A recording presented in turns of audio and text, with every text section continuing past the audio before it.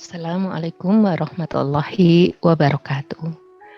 Alhamdulillah, alhamdulillahilladzi arsala rasulahu bil huda wa dinil haq liyudhhirahu ala dini kulli wa kafa billahi syahida. Asyhadu alla ilaha illallah wa asyhadu anna Muhammadan abduhu wa rasuluh. Rabbi shrahli sadri wa yassirli amri wahlul 'uqdatam min lisani yafqahu qawli. Alhamdulillah, segala puji patut kita panjatkan kehadirat Allah yang hingga hari ini berkenan memberikan kepada kita semuanya kesehatan sehingga kita bisa menjalani bulan Ramadan ini hingga hari ke-9. Alhamdulillah, puji syukur pula kita haturkan kepada Rasulullah yang senantiasa memberikan kepada kita penjelasan hingga kita bisa berjalan sebagai seorang muslim dengan benar.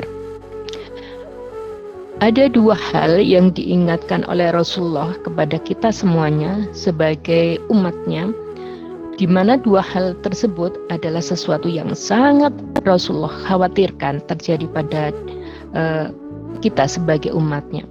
Yang pertama adalah fitnah yang berupa syahwat perut dan fitnah yang berupa syahwat kemaluan.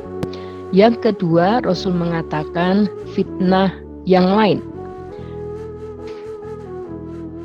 Imam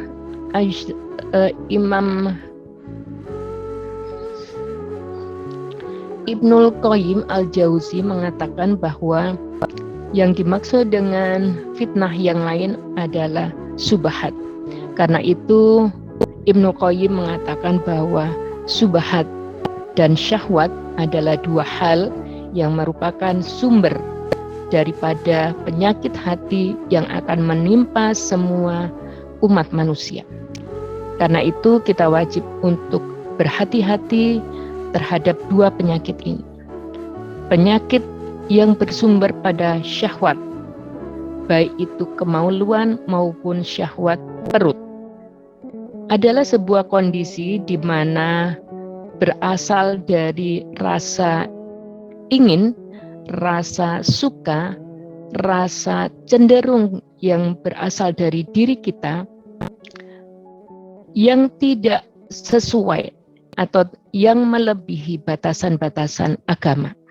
Karena itu dia menjadi sesuatu yang perlu diwaspadai karena syahwat ini melebihi tidak sesuai dengan batasan-batasan agama. Syahwat, rasa suka terhadap perempuan atau laki-laki, syahwat terhadap anak, syahwat terhadap kekayaan, syahwat terhadap kekuasaan adalah contoh-contoh sumber penyakit hati yang harus kita waspadai. Karena melalui syahwat ini seringkali akan menghancurkan, akan merusak, bahkan sampai mematikan niatan, kemudian motivasi dan perbuatan seorang manusia.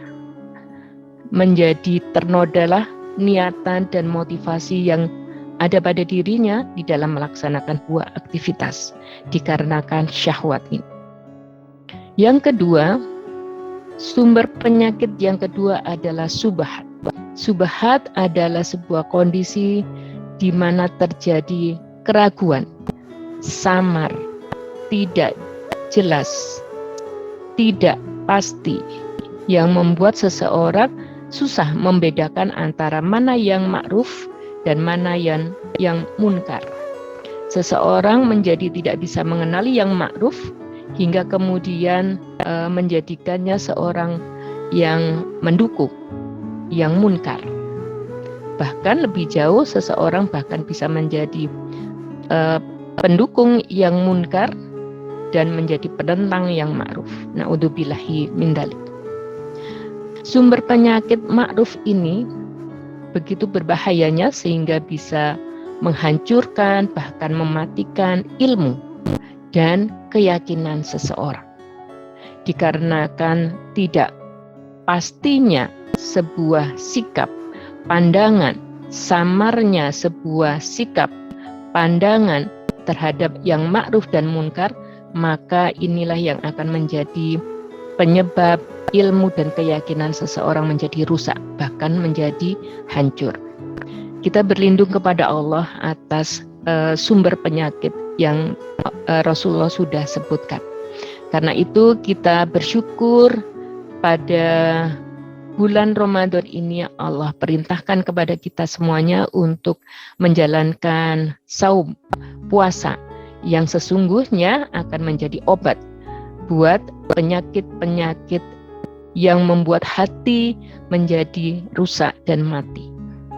Ramadan adalah sebuah bulan yang penuh dengan keberkahan, di mana di dalamnya terdapat banyak aktivitas yang oleh Allah dianggap sebagai sebuah transaksi yang akan Allah balas lebih banyak dan lebih baik daripada apa yang kita lakukan.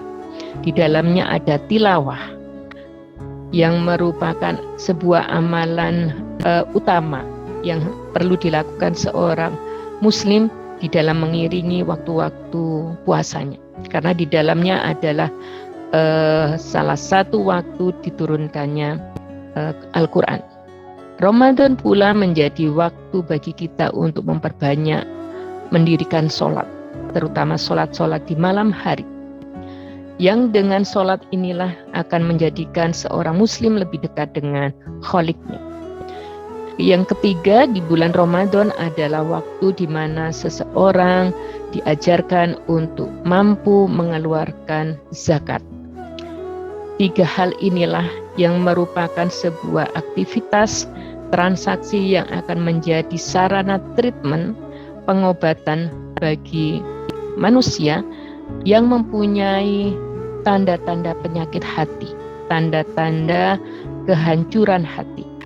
Dengan aktivitas-aktivitas dengan transaksi-transaksi tersebut, maka berbagai kondisi-kondisi yang akan ditekan melalui transaksi itu diantaranya adalah satu, rasa atau kecenderungan untuk cinta dunia.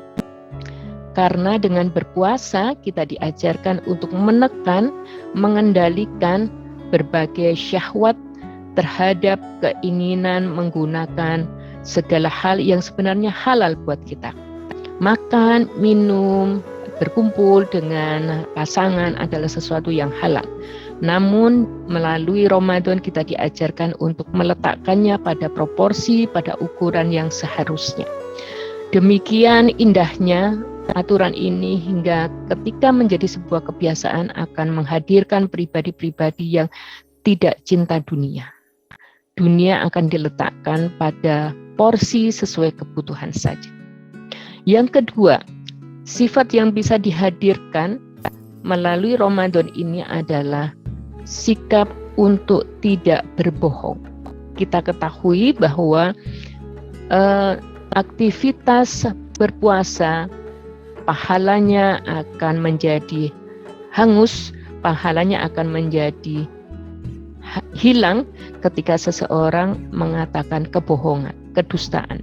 Karena itu melalui 30 hari kita ibadah Ramadan, kita dibiasakan untuk tidak berbicara bohong. Sehingga setelahnya diharapkan kita menjadi pribadi-pribadi yang jauh dari sikap kadzab, sikap pembohong. Yang kedua, setelah beribadah puasa Ramadan, ciri yang ketiga yang mampu kita hadirkan adalah menghadirkan pribadi-pribadi yang bagus dalam aktivitas lisannya, yang baik di dalam tutur katanya. Sebagaimana halnya aturan agar kita tidak berbohong, maka berbagai perkataan-perkataan kotor dan perkataan-perkataan tercela adalah salah satu penyebab hilangnya, terhapusnya berbagai amalan-amalan ibadah puasa. Karena itu dengan berpuasa, dengan bertilawah membiasakan kita untuk mampu mengendalikan lisan agar senantiasa berkata-kata yang baik. Dan yang keempat, melalui aktivitas zakat kita diajarkan untuk menjadi pribadi-pribadi yang tidak tamak, menjadi pribadi-pribadi yang empati, sehingga menjauhkan diri menjauhkan dari diri kita rasa-rasa untuk menjadi pribadi yang egois. Sesungguhnya di dalam kaidah agama kita, semua ajaran, semua perintah ditujukan untuk sebuah kebaikan dan menolak semua keburukan. Dan Ramadan adalah sebuah perintah yang bertujuan untuk memberikan sebuah kebaikan, sebuah obat bagi penyakit-penyakit hati yang ada di dalam diri manusia. Namun tetap harus diingat, efektivitas pengobatan tidak sekedar tergantung ada atau tidaknya obat, namun juga tergantung pada seberapa besar komposisi, porsi yang harus diberikan terhadap obat itu. Semakin dalam sebuah kesalahan itu dilakukan, sebuah penyakit itu ada di dalam hati, maka semakin besar pula porsi obat yang harus dilakukan. Semoga bermanfaat. Cukup sekian, mohon maaf jika ada kesalahan. Akhirul kalam. Wassalamualaikum warahmatullahi wabarakatuh.